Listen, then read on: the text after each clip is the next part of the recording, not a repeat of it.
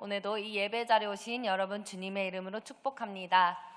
우리 자녀 축복 기도회에서는 계속해서 승리를 경험한 인물 시리즈로 우리가 계속 살펴보고 있는데요. 저희가 지금까지 5명의 인물을 살펴보았습니다. 모세, 여호수아, 다윗, 사무엘, 다니엘 이렇게 5명의 인물을 살펴보았는데요. 오늘 함께 볼 인물은 바로 여성 인물입니다. 성경에 이 여성의 그 리더십이 드러나는 것이 잘 보기 드문 일이고, 또 이렇게 여성의 이름이 성경 이름으로 들어가 있는 게 2가지밖에 없는데, 오늘은 그 중에 한 인물인 에스더를 함께 살펴보려고 합니다. 이 에스더서에는 아주 독특한 특징이 있는데요. 바로 이 에스더에는 하나님이라는 이름, 여호와라는 이름이 단 한 번도 나오지 않습니다. 이 에스더가 총 1장부터 10장까지 되어 있는데, 이 10장의 말씀 중에서 한 번도 하나님이라는 이름에 대한 언급이 없습니다. 만약 우리 친구들 중에 에스더를 읽다가 하나님, 여호와 이런 단어를 찾는 친구가 있으면 저한테 오시면 제가 마라탕을 사드리도록 하겠습니다. 심지어 이 에스더가 금식하는 장면이 나오는데요. 이 금식을 말할 때에도 하나님께 기도한다라고 말도 하지 않습니다. 에스더서를 이제 살펴보면 하나님을 말하기 어려운 시대였다라는 것을 알 수 있는데요. 이 에스더가 배경이 바벨론 포로가 포로된 지 100년이 된 그 이후의 시대이기 때문에 하나님을 말하기 어려운 시대가 배경으로 되어 있습니다. 그리고 이 하나님의 말하기 어려운 시대에 하나님의 백성은 과연 어떤 자세로 살아야 될 것인가를 이 에스더는 이야기하고 있습니다. 에스더라는 이름은 별이라는 뜻을 하고 있는데요. 이 에스더는 페르시아식 이름이고 히브리식 이름으로는 하다사라고 합니다. 페르시아 사람들이 자기 나라의 별과 같은 사람이라 하여서 에스더라고 불렀던 것 같습니다. 이 에스더의 주인공은요, 에스더와 모르드게 이 2사람이 주인공인데요. 이 에스더와 모르드게는 서로 사촌지간입니다. 이 에스더는 부모가 일찍 죽음으로 고아의 인생을 살고 있었는데, 이 나이 많은 사촌 오빠 모르드게의 돌봄으로 이 에스더는 성장을 하였습니다. 그들은 페르시아라는 나라의 포로로 잡혀간 유대인들인데요.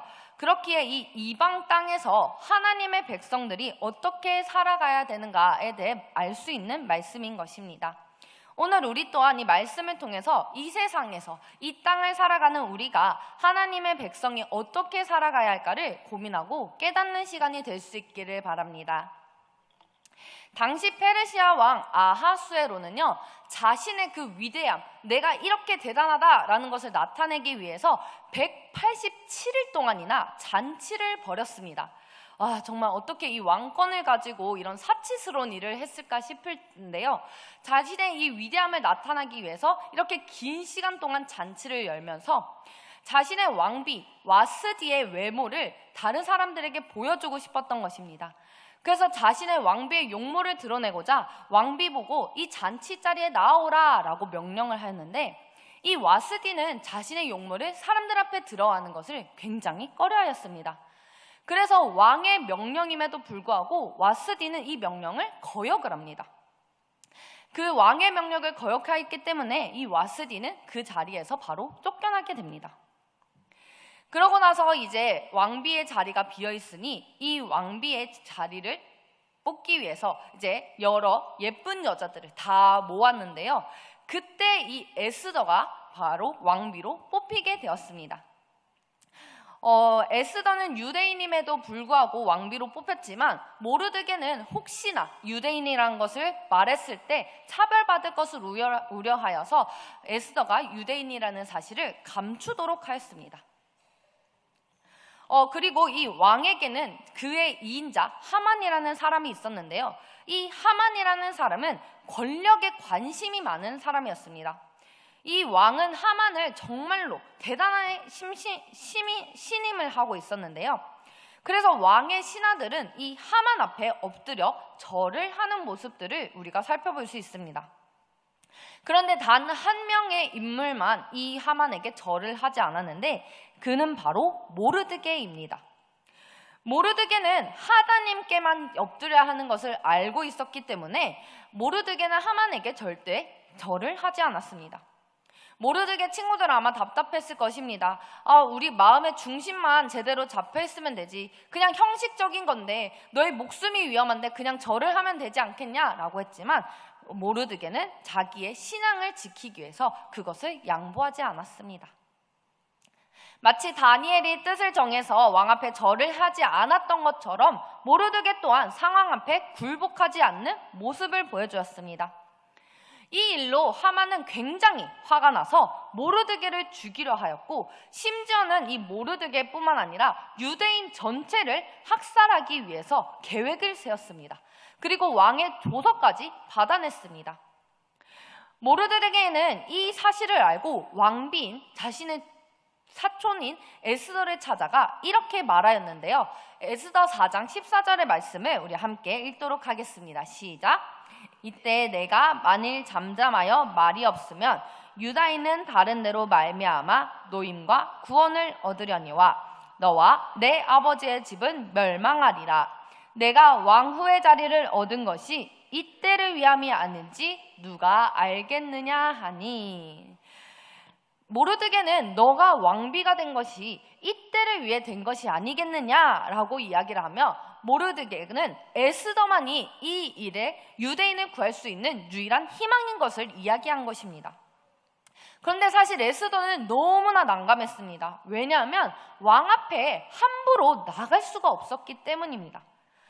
왕이 부르기 전에 나가는 것은 왕비라도 그것은 왕비일지라도 왕비가 왕을 유혹하려 나가는 것이라고 하여 법으로 금해져 있었기 때문에 에스더가 이런 사적인 것을 말하기 위해 왕 앞에 나간다라는 것은 법을 어기는 것이 되는 거였습니다. 그렇지만 에스더는 이 모르드게의 말을 듣고 결단을 하게 되는데요. 이 에스더의 결단의 말씀을 우리 함께 큰 소리로 읽겠습니다. 시작! 당신은 가서 수산에 있는 유다인을 다 모으고 나를 위하여 금식하되 밤낮 3일을 먹지도 말고 마시지도 마소서. 나도 나의 시녀와 더불어 이렇게 금식한 후에 규례를 어기고 왕에게 나아가리니 죽으면 죽으리다 하니라. 아멘. 죽으면 죽으리다 하는 각오로 에스더는 금식을 시작했습니다. 하지만 에스더는 이 3일 금식이 끝난 후에 곧바로 모르드게를 찾아간 것이 아니었습니다. 에스더는 지혜로운 여인이었습니다. 그래서 섣불리 행동을 하지 않았습니다. 그는 왕이 진무하는 궁의 정원을 거닐고 있었습니다.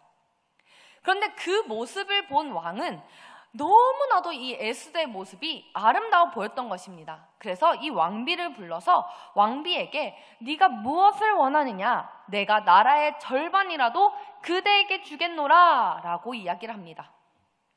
우리였으면 당장 얘기를 했을 것 같아요. 저였으면 당장 얘기를 했을 것 같아요. 지금 하만이라는 사람이 우리를 죽이려고 합니다. 우리 민족을 다 몰살시키려고 합니다. 왕이시여 우리를 도와주세요 라고 말했을 것 같은데 에스더는 그렇게 하지 않았습니다. 에스더는 왕 앞에 나가 직접 하소연하지 않고 더욱더 지혜로운 방법을 생각하였습니다. 만일 에스더가 왕 앞에 가서 직접 하소연했다면 어떻게 됐을지 모르겠습니다. 왕이 에스더가 그때 너무 아름다워 보였기 때문에 에스더의 말을 들어줬을 수도 있습니다. 그런데 왕 앞에 함부로 이야기하는 그 모습을 본 다른 신하들은 과연 어떻게 행동했을까요? 그렇기 때문에 에스더는 신중하고 함부로 행동하지 않았던 것입니다. 에스더는 왕에게 자신이 저녁에 잔치를 마련할 터이니 왕께서는 신하 하만과 함께 참석해달라고 초청을 합니다. 만찬에 왕은 하만과 함께 참석을 하였습니다. 왕은 이 왕비의 요청이 너무나 궁금해서 다시 물었습니다. 너의 요청이 무엇이냐? 무엇이든지 내가 허락하겠다. 나라의 절반이라도 내가 너에게 주겠다 라고 이야기합니다. 하지만 에스더는 한 번 더 신중하게 대답합니다. 제가 내일 한 번 더 잔치를 마련할 터이니 왕께서는 신하 하만과 함께 오시면 그때 말씀드리겠습니다 라고 이야기합니다. 에스더가 아직 말을 할 수 없었던 이유는 있었습니다. 하만이 자기 민족을 몰살시키려 한다는 것을 말할 수가 없었는데, 그 이유는 자신이 모르드게 삼촌에게는 그 이야기를 들었지만 자신이 이렇다 할 만한 아무 근거가 없었던 것입니다. 괜히 심증만 가지고 말했다가는 아무런 증거가 나오지 않아 큰 낭패를 볼 수 있었기 때문에 오히려 왕비가 신하를 모함하였다라고 할 수 있기 때문에, 그렇게 되면 오히려 자기 민족이 더 위험한 상황에 빠질 수 있기 때문에 에스더는 섣불리 말할 수가 없었던 것이었습니다. 그래서 에스더는 계속해서 하나님의 그때를 기다렸습니다. 비록 성경에는 하나님의 때를 기다렸다, 하나님의 일하심을 기다렸다라는 이야기는 나오지 않습니다. 그러나 에스더가 이렇게 신중하고 에스더가 이렇게 기다린 때에는 하나님의 그때가 반드시 있었다는 것을 믿었기 때문임을 우리는 성경 말씀을 통해 알 수 있습니다. 그래서 에스더는 내일 다시 잔치를 열겠습니다 라고 말하고 시간을 벌었던 것입니다. 그런데 그 시간은 가만히 그냥 있는 시간이 아니라 하나님께서 간섭해 주기를 바라는 시간이었던 것입니다. 왕은 이렇게 잔치를 마치고 집에 들어왔는데, 자신의 방으로 돌아왔는데 사실 왕도 마음이 뒤숭숭했던 것이었습니다.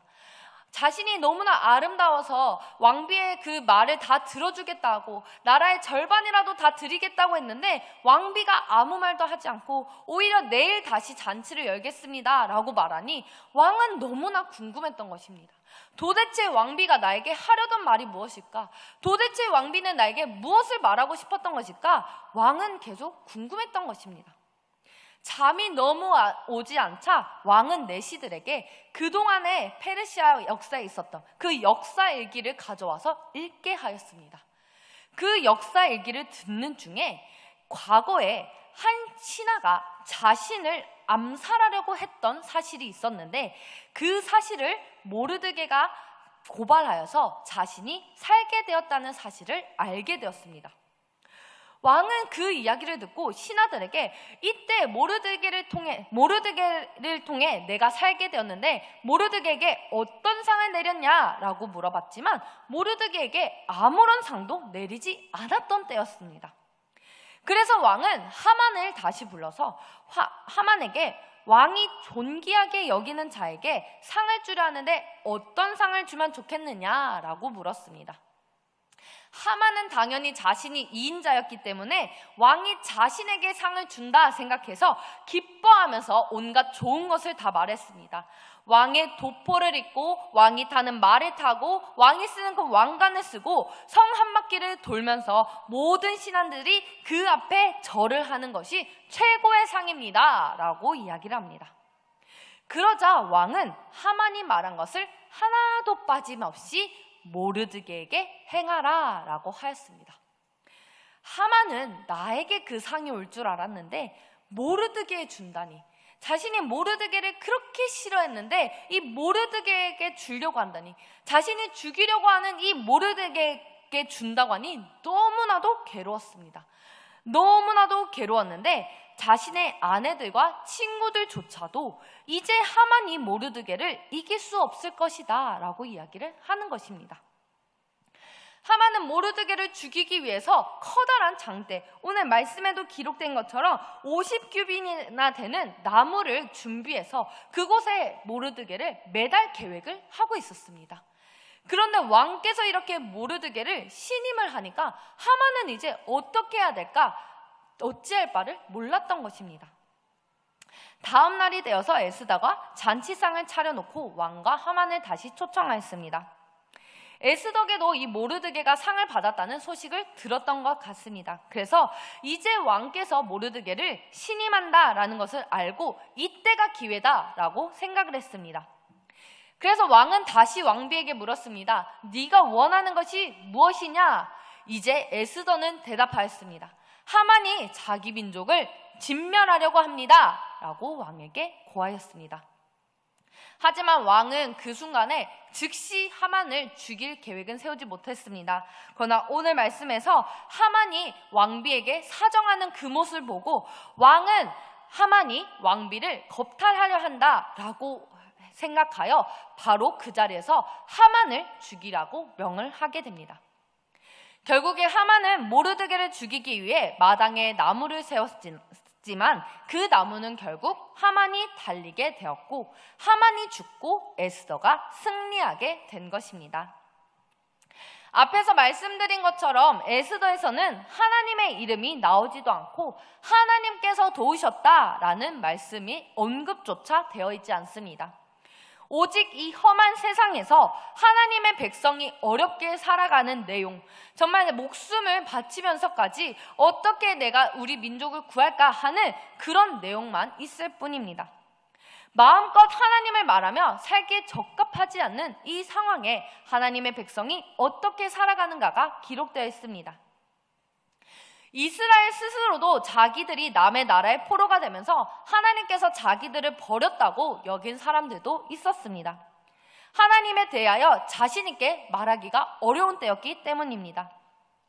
지금 시대와 어쩌면 이 시대가 비슷하지 않나 생각이 듭니다. 하나님의 능력이 확실하게 나타나길 바라지만 하나님께서 숨어 계신 것은 아닐까?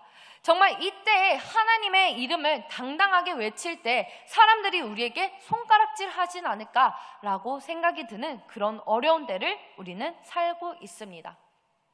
그리고 이러한 때일수록 사람들은 권력을 의지하기도 하고 돈과 재물을 붙잡으며 살아가기도 합니다. 그러나 오늘 말씀에서 보았듯이 에스더와 모르드게에게 그런 것은 없었습니다. 그들은 오직 하나님께서 그들을 구원해 주시기를 바랄 뿐이었습니다. 그러면 이때 에스더가 승리했던 비결이 무엇이었나요? 에스더가 오늘을 사는 우리에게 주는 지혜는 과연 무엇일까요? 하나님을 말하기 어려운 시대에 하나님을 믿는 자들은 어떤 자세로 살아야 함을 에스더서는 말하고 있을까요? 결론적으로 말씀드리면 에스더는 자신이 할 수 있는 한 최선의 수고를 다하였습니다. 그는 결코 낙심하지 않았습니다. 아주 조심스럽게 일을 하면서도 한시도 하나님의 도와주시는 그 손길을 기대하지 않은 적이 없습니다.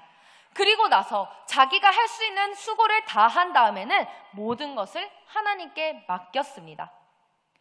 에스더는 그냥 아무것도 하지 않고 하나님께서 알아서 해주시겠지라고 기다린 것이 아닙니다.